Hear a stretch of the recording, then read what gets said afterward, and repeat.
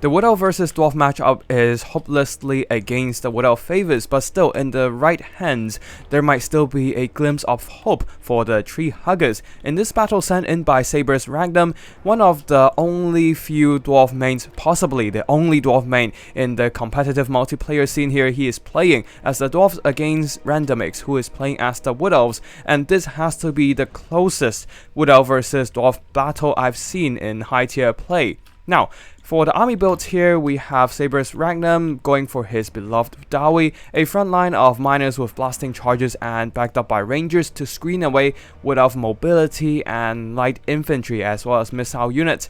And at the back here, organ guns, very effective in countering skirmishing cavalry, missile infantry, and even cavalry. And at the back, slayers to protect their flanks and the artillery. As for the leadership of the army, as usual, Floric Ironbrow on his toilet seat. Now, for the Wood Elf army, going for a very missile heavy approach, Glade Guards with Starfire Shafts mixed in with regular Glade Guards. And on the flank here, we have a few Way Watchers ready to move in, hoping to skirmish down enemy troops. And in the skies, leading the army, a Spellweaver of Life Magic on a Great Eagle. Further back, there are some Eternal Guards flanked by War Dancers, a little bit of melee presence to move in and finish off the Dowie units. Finally, Vanguard deployed right before the Dowie infantry. We have a couple Way Stalkers ready to shoot at the organ guns, using their range power to hopefully snipe out the Dowie artillery before they can do too much damage. Anyways, that's it for the army builds. Now let's get into the battle and see how Randomix attempts to break through the Dowie box in this extremely unfavorable matchup. Now in this matchup, the most important thing for the Wood Elves to break apart that Dwarf box is patience. You can't rush up your infantry, missile or melee because there will be a volley of projectiles welcoming all these light armored missile troops and melee troops of Wood Elves. If you rush in the melee troops, the blasting charges will obliterate their lines, and if you push in the missiles too close, then the rangers and organ guns will be shooting them up quite easily with all that firepower. So you need to keep your patience, maintain the distance between you and the Dwarven lines, and start skirmishing down their infantry bit by bit, picking apart the onion defenses. Just like here with Randomix, using those Way Watchers quite patiently, putting them quite far back enough that the organ guns can't reach them just yet, while they themselves can easily shoot up a whole bunch of miners with their armor-piercing fire. And in the skies, the Spellweaver of Life is just dodging, wasting ammo from the rangers, while the Way Stalkers will be moving in, hoping to shoot up one of the organ guns as soon as possible. I do think that not bringing the Arrow of Kurnus might be a mistake, as it can provide quite a bit of armor-piercing firepower that can possibly snipe out artillery models. At the back here, a Duelist Billow is dropped onto the organ guns, but Saber's Magnum, being on top of his micro, dropped the artillery crew off the guns and avoided that spell. But that does mean that the organ gun was silenced for a bit, allowing the Way Watchers to approach closer and shoot up the miners continuously. Although they are now a little bit too close, as the rangers are able to approach forward, shoot them up quite badly with a volley of crossbow bolts. They do have a shield, so with the bronze shield of 35% missile block chance, they'll be able to mitigate a lot of that missiles from all these expensive Way Watchers armor-piercing fire. Now let us fast forward a bit, as it will continue quite a bit longer with the skirmishing phase. One thing I do have to say is that Saber's Magnum has an impressive execution of this Dwarven defense formation. Instead of sitting back passively, relying on the artillery and taking all the fire from the Wood Elves, he is playing a rather active defense, pushing up his infantry line to screen away pressure those Wood Elf missile troops. One major mistake I see in some less experienced Dwarf boxes is that a lot of players decide to play very passively, sitting back, hugging their artillery, which gives my units free reign to maneuver, oftentimes meaning that missile troops can flank around and shooting the artillery from behind, neutralizing the Dwarven firepower. Dwarf box might be an easy way to play the game, but there is a balance that you need to maintain. You can't push your units too far ahead, as they will lose the cover from the artillery, and you can't keep your units too tight either, because your units need to be spread out to screen away enemy missile fire. Missile infantry that are too close to the artillery can easily shoot up the crew with their firepower, and with enough damage they can easily rout off the crew and in turn disable the artillery itself. That's why a successful artillery box is never just a static box. It's not just about the content of the box, which is the artillery, but also about the lines that form the box. If the dwarves just sit back holding a tight box, then the Wood Elves can easily flank around some of their Way Watchers to the back and shoot into the artillery, eliminating the most valuable dwarven asset on the battlefield. But with the dwarves pushing actively and spreading their formations wide, that did not happen. Anyways, let's go back to the battle, as we are seeing some rangers moving all the way in front of the miners to engage in the skirmishing battle, just so the rangers can absorb the ammo with their shields, being a very favorable trait for them, though the Wood Elves are now dropping in a duelist below, hoping to drain away the health of all these rangers, while the Starfire shafts will be shooting them up as the Spellweaver dives down to distract those rangers from firing. Now on the far side, the Way Watchers have taken quite some noticeable damage from all those ranger units. The miners are almost gone and the slayers have also taken substantial damage. The rangers, they are not an expensive unit, but they are generating quite some value for sure. And at the same time, they are absorbing a lot of value from all these Way Watchers. Now with such a wide formation, Randomix is struggling to control all his Wood Elf units, some Way Watchers caught by the rangers' firepower. Although on the far end there is an advantage of rangers being routed, but all these rangers pushing up so far ahead means that the Way Stalkers cannot reach these organ guns anymore. So after picking off one artillery model, they are forced to fall back, while the organ guns can now safely fire unperturbed into the rather expensive Glade Guards with Starfire shafts. These guys costing 650 gold and rangers costing only 525 means that value-wise the skirmish trade is definitely better for the Dawi. Especially Glade Guards not having shields to protect them, the rangers are already earning back their value and some more. As a result, the Wood Elf missile infantry are already looking rather thin. The good news is that the infantry line of the dwarves are thinning out and the balance of power are still fairly even. The Spellweaver also doing some cheeky dive bombing here, disrupting the rangers from firing again and again so that the Starfire shafts have a little bit more chance to continually fire. While at the back we can see that the Eternal Gods and some of the War Dancers are holding in reserve, although these ones are now moving forward. Sabers moving up some Slayers to intercept. They might be depleted, but they are also unbreakable, making them a nice speed bump. These rangers finally got routed and one flank of the Dawi line is broken. Now they just need to break the other flank and wrap around and shut down all these artillery. But it is easier definitely said than done. As the middle ground here, the rangers are still trading quite cost effectively against all these Glade Guards. On the other flank, the dwarf rangers have also taken substantial combat attrition damage. But the Wood Elves are also running low on bodies and ammo. The Spellweaver continuously dive down using the fear on the Great Eagle to rout off the miners, while the rangers at the back with the support of their Liege Lord finally managed to crush those rangers with their overwhelming numbers. Now let us go back into fast forward as the dwarves choose to hold their position. Their missile infantry are almost completely depleted, but they still have their organ guns online. So now the Wood Elves are flanking around some Way Watchers, trying to get them into position in order to use their devastating firepower to shoot down the organ gun crew. The problem is that the Slayers are still present and will be threatening all these Way Watchers, and also the organ guns are still firing. With the miners still present over there, the Starfire shafts cannot approach all these organ guns and will need to eliminate them before they can move forward. So the dwarves can move up some Slayers and push away the only missile threat to the organ guns, while the organ guns are safely firing at the back, as the other Slayer is not exactly in position to screen them away. Now if the Way Watchers can approach these organ guns and shut them down with a couple volleys, they're probably the best thing on the field to shoot, as there are not a lot of good targets for them to shoot. Their AP are wasted on the naked Slayers, and with their Warling axes they can actually block some of those missiles from the Way Watchers, while Floric Ironbrow has 40% of physical missile resistance, 15% of missiles, and 25% of physical. So not exactly the greatest target to shoot at, despite him being a big bulky toilet seat, and that the armor piercing would be ignoring its armor. As you can see here, one volley on Floric doesn't do that much damage. Now on the far end here, some of these Glade Gods have already used up their ammo, and the one that still has ammo are now on the verge of routing as well. Though the Rangers are now almost done with their ammo as well, and War Dancers can finally move up from the back and start pushing the Dawi line. The balance of power is still very even, which is an achievement to the Wood Elves, since this is a rather tilted matchup, actually one of the most tilted matchups in the entire game. Now with the organ guns almost out of ammo, it is time for the Dawi infantry to push up and drive back the Wood Elf skirmishers. Without the missile threat, the Spellweaver can freely roam around the battlefield and pick off some of the weaker Dawi troops. The problem is that the Slayers are unbreakable, so definitely not something the Spellweaver wants to dive bomb.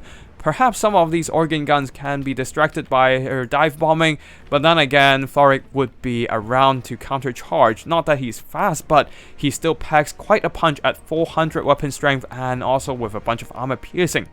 Also, a great thing to note about Saber's Regnum is that he saved up one single miners with blasting charges. This might be crucial in the late game as it is the only thing the Dawi can field to deal with all these war dancers other than the Thoric's Ironbrow's heavy armor and also the spell, the Rune of Wrath and Ruin. Now, for the rest of the battlefield here, the Wood Elf armies are in quite a bit of tatters and will be doing a bit of fast forward as the battle will be going quite slow right now. Both armies are doing a lot of maneuvering right now, either trying to hold their position or find a better angle of shooting or engagement. Especially, they are trying to bait those Dawi infantry away from the organ gun so that the Spellweaver can dive bomb the artillery crew. But then again, there are some Slayers around, so she doesn't want to tangle with them for too long, especially considering the organ gun is out of ammo. The other organ gun crew that ran out of ammo is now pushing up ahead, trying to drag the elves into a melee fight, take down a few Glade Guards before they go. But now over here, Slayers engaging Way Watchers who have ran out of ammo, definitely a great engagement for the Slayers, but then again, the Way Watchers are not exactly pushovers in melee combat with 30 attack, 30 defense. They might not be able to do a lot of damage, especially against a Rune of Doom juiced up Slayer, but then again, every little bit of damage helps against an unbreakable unit. In the middle over here, the Way Stalker is now surrounded by a whole bunch of Slayers and Rangers, but then blobbing up all this infantry means that the Dwarves are vulnerable to a nice Dwellers below from the Spellweaver, taking massive damage on both the Rangers and the Slayers. Yes, they do have that spell resistance, but damage is damage in the end.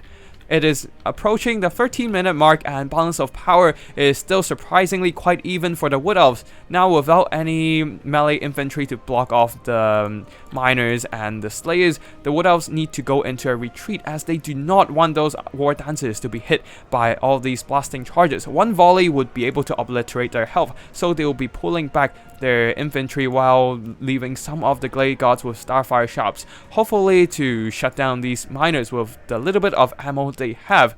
While at the far back over here, Waystalker being chased down by the Slayers, not that he is able to come back whatsoever, as the Slayers are quite fast for the standards of Dawi. And over here, the organ gun crew, hoping to tie down the Glade Guards with Starfire Shafts, are now routed as they are only artillery crew and stand no chance in this kind of melee fight. Now back to a fast forward again, the miners with blasting charges are being shot up quite a bit by the Starfire Shaft, who is just shooting and scooting, with the Spellweaver charging in again and again, hoping to silence them, eliminating those miners' models alongside the explosives they carry. While the back here, Waystalker trying desperately to delay the advance of all these Dawi units. They routed off the organ guns, but they cannot rout off the Slayer. Also, Thoric Ironbrow going in with his rune hammer, smack him in the face, and he is routed as well. The miners still trying to threaten the war dancers by pushing forward, but a really nice micro from Randomix here dropping in the Spellweaver once more, trying to drag down their units before they can do any damage to the Wood Elf lines. Although there is one problem here, as the Slayers have caught up to the Glade Guards. With the miners still active, the war dancers cannot afford charging into the Slayers right now, so unfortunately the Glade Guards will be routed. There goes the last bit of hope to shoot down Thoric. Surprisingly, the Glade Guards with Starfire Shafts can be effective in dealing with Thoric Ironbrow since they have magical armor-piercing firepower. Their missiles will only subject to the missile resistance on Thoric and would not be affected by the physical resistance. But with the remaining Glade Guards out of ammo, this is no longer possible. This means the War Dancers might have to carry the game by eliminating the Slayers. A quite cost-effective engagement for them if they can actually get into the Slayers, but then again, if they can get into the Slayers, because all these miners are still there ready to throw out their blasting charges, They might have taken some damage down to half of their units, but then the blasting charges will still do quite a bit of damage to the light armored war dancers. But once again, Random Mix showcasing good micro here, dropping in the Spellweaver to silence the miners from throwing their blasting charges. Though even after avoiding the explosives, the war dancers are now targeted by a Rune of Wrath and Ruin, blasting away almost half the health of these war dancers, and they are now in a bit of a pinch here, though they are not taking much damage from the melee engagement itself since they do have the Shadow's Coil activated. And with their empty infantry bonus and some rear charging from the Spellweaver, they are now breaking a bunch of the Dawi units, taking down quite a bit of Slayers themselves as well. But the problem is the Spellweaver overstayed her welcome and got finished off by Thoric. The War Dancers could have cut down the Dawi infantry while the Eternal Gods could have finished off Thoric. But with this one mistake, the Spellweaver went down against the massive 400 weapon strength of Thoric Ironbrow, and with that, the balance of power shifts more and more against the Wood Elves' favor as the Dead Lord affected the leadership of these war dancers, triggering a rout from them, leaving only the Glade Gods fighting. And Glade Gods being only a missile infantry are no match for the mighty Slayers. The Eternal Gods are routing off some miners, but then the balance of power is massively against the Wood Elf favor. Now let us fast forward here as the remaining Dwarf units are trying to chase down the Eternal Gods, while Random Mix tries to intercept them with a tattered War Dancer unit. The problem is the War Dancers are buckling under the might of Thoric's hammer, while the Eternal Gods are now a little bit blocked up by some of these Slayers, unable to get a surround on Thoric Ironbrow. With the Slayers being his unbreakable bodyguard, Thoric has no issue fighting in this melee engagement, especially with his presence boosting up the balance of power. Combined with some tattered Dwarf units like the Slayers and Rangers on the far side, the Dwarfs are pushing the Wood Elves closer and closer to army losses. Of course, Thoric doesn't want to stay in the middle of a bunch of armor-piercing anti-large spears, so he'll be going for the Starfire Shafts instead, who are now charging straight into the Slayers, definitely a death wish for them, which is quite ironic considering they're fighting against someone with actual death wishes. Some War Dancers came back from routing on the edge of the map, but then the remaining pursuing Slayers will finish them off, leaving them free to rear charge all these Eternal Gods. On top of that, the Eternal Gods, in a desperate bid to finish off Thoric, are now overblobbing as they attempt to overwhelm him. This, combined with their low armor, makes them the perfect target for a game-ending Rune of Wrath and Ruin. Almost 19 minutes of battle, the Wood Elves giving their all almost had it, but in the end one mistake sealed their fate. GG to both players here, especially Random Mix, executing a carefully planned skirmishing battle, evening the odds and making the battle a lot closer than it usually would be. The Wood Elf army here, the missile infantry, didn't actually earn back all their value as the firepower from the Dawi proven to be a little bit too much, and of course on top of that, the missile block chance on the Rangers mitigating a lot of their firepower. The organ guns here and the Rangers did most of the work, causing substantial damage to all the Glade Gods and the Way Watchers, but still, some of the Way Watchers and Glade Gods were able to earn back their value with their armor-piercing firepower. Just that, in the end, they exhausted most of their ammo and was being chased down by the much better melee unit Slayers. Still, they managed to disable most of the miners with blasting charges, meaning that they were not able to get a single blasting charge out. These guys managed to get into melee combat, but I didn't actually see them throw out the explosives either, being silenced by the Wood Elf Spellweaver of Life on the Eagle. One thing I do have to say about the Spellweaver is that the Lore of Life doesn't really help them too much here. The spell attacks were nice in clearing out blobs of Dawi infantry, but they also cost quite a bit of Winds of Magic. Instead, I feel like a better choice here would have been the Sisters of Twilight with their long-range firepower, able to help the Waste Stalkers to pick off some of these organ guns, who have relatively short range for artillery. As for the War Dancers, not doing a lot of damage either, being blasted over by a bunch of Rune of Wrath and Ruin, and also some of the Ranger firepower showering them with arrows. Eternal Gods in the end get blasted by the Rune of Wrath and Ruin as well, not exactly the greatest fight for them. they would have been able to grind down Floric Ironbrow with their armor-piercing anti-lodge Azerite spears, but unfortunately with the Spellweaver gone, being shut down by Floric with his mighty rune hammer, the leadership debuff of a Dead Lord was a bit too much. Still, all these missile troops were patiently peeling back the Dawi Onion formation. They're shutting down the miners, and then the Rangers caused a substantial amount of damage to the Dawi line. The only problem is that the organ guns have been online most of the match, only one model lost throughout the battle, and managed to expand all of their remaining ammo. And after they thinned out the Wood Elf army by so much, there's a lack of Wood Elf presence to deal with the unbreakable Slayers who have been earning back most of their value. Floric Ironbrow isn't the best combatant, but his weapon strength still hurts quite a bit. The rune of Wrath and Ruin is also a nice pick to deal with, say, more dancers and dryads. And of course, the active defense using the miners to push forward to screen away all those Wood Elf firepower protect the organ guns. That was definitely the right strategy, allowing the organ guns to fire throughout the whole game. That was definitely a very rough matchup for the Wood Elves, but still Randomniks almost pull out a win right there. Anyways, that's it for today's battle. I hope viewers you enjoy it, and if you do, remember to hit the like and subscribe to get notified when I upload new videos. And if you want to showcase your own replays, feel free to drop by my Discord or send me an email with the replay file attached. I'll be sure to check them out. That's all for today, and I'll see you in the next one.